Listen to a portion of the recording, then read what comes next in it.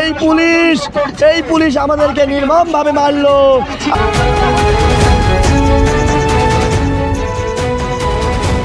আমি সারাদিন রোজা থেকে আমাকে ঘাড়ে কিল মেরেছে, মাথায় কিল মেরেছে, বুকে কিল মেরেছে। আপনি বিজেপির ইসিআই, বিজেপির কমিশন, আরএসএস এর কমিশন, এটা এইরকম নির্লজ্জ মানবতাহীন ECI election commission of India আমরা কখনো দেখিনি। পুলিশ রীতিমতো নির্যাতন করেছে। বাংলার নাগরিকদের 60 লক্ষ মানুষের নাগরিকত্ব ছিনিয়ে নিতে চাইছে নির্বাচন কমিশন।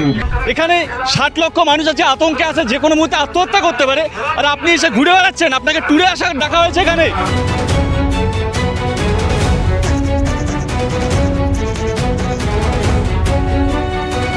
60 লক্ষ মানুষের নাম যতক্ষণ সঠিক পদ্ধতিতে না উঠবে আমরা রাজপথ ছাড়বো না।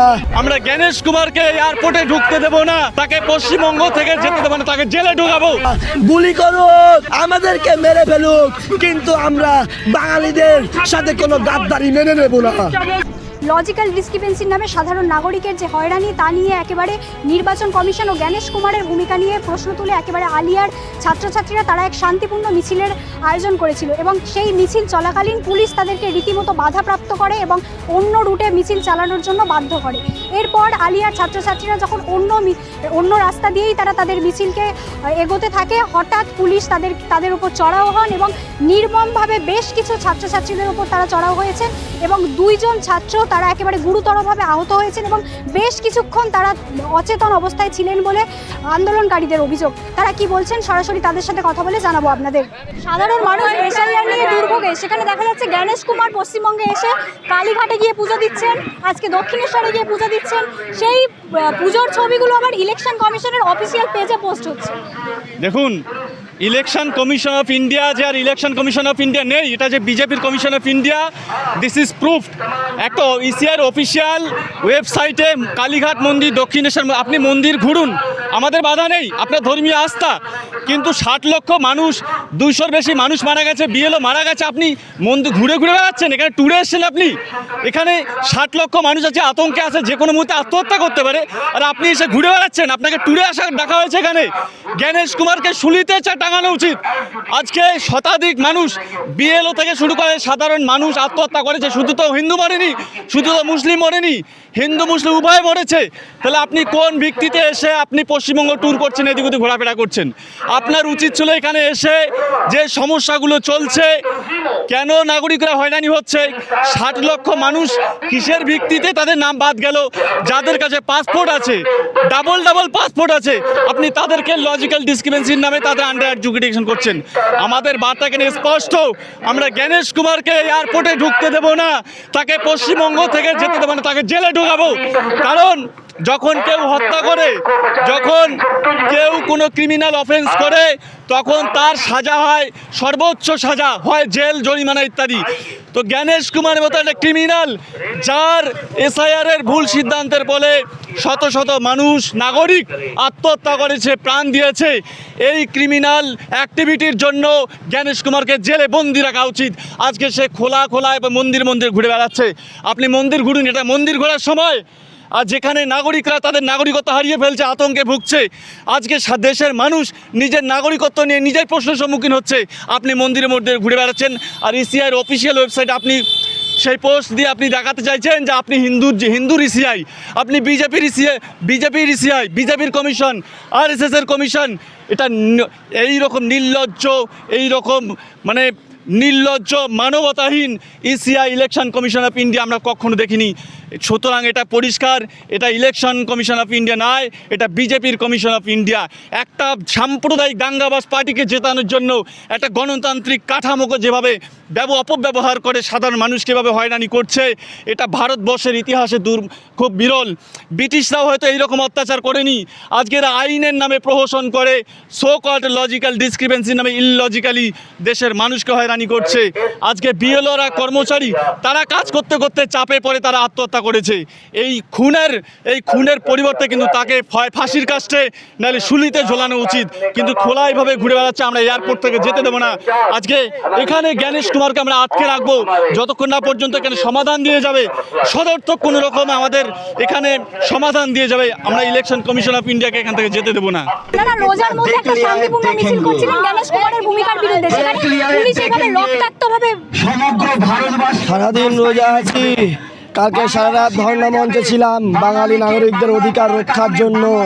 সারা রাত কালকে ধর্ণা মঞ্চে ঘুমাইনি, নাগরিকরা যেন তাদের অধিকার ফিরে পায়। আর আজকে আবার আলিয়া থেকে যখন আন্দোলনে নামলাম, এই পুলিশ আমাদেরকে নির্মমভাবে মারলো। আমরা এই ধিক্কার জানাই। এটা গণতন্ত্রের উপরও যে আজকে হস্তক্ষেপ করা হলো।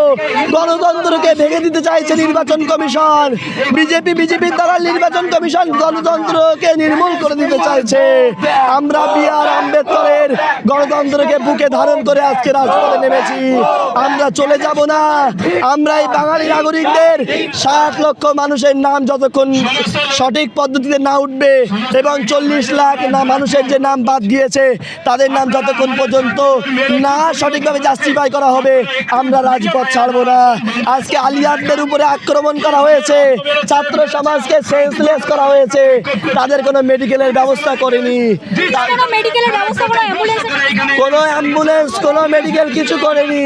আমি সারাদিন রোজা থেকে আমাকে ঘাড়ে কিল মেরেছে, মাথায় কিল মেরেছে, বুকে কিল মেরেছে, কিন্তু আমরা অধিকার আদায়ের লড়াই আমরা পিছু হব না।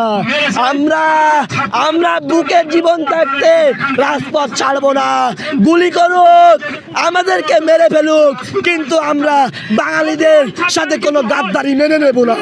আলিয়ার ছাত্রছাত্রীরা এই রোজা অবস্থায় গণেশ কুমারের ভূমিকা নিয়ে প্রশ্ন তুলে শান্তিপূর্ণ মিছিল শুরু করেছিল। পুলিশের ভূমিকা আমরা দেখতে পেলাম, সেখানে আলিয়া স্টুডেন্টদের উপর নির্মমভাবে চড়া।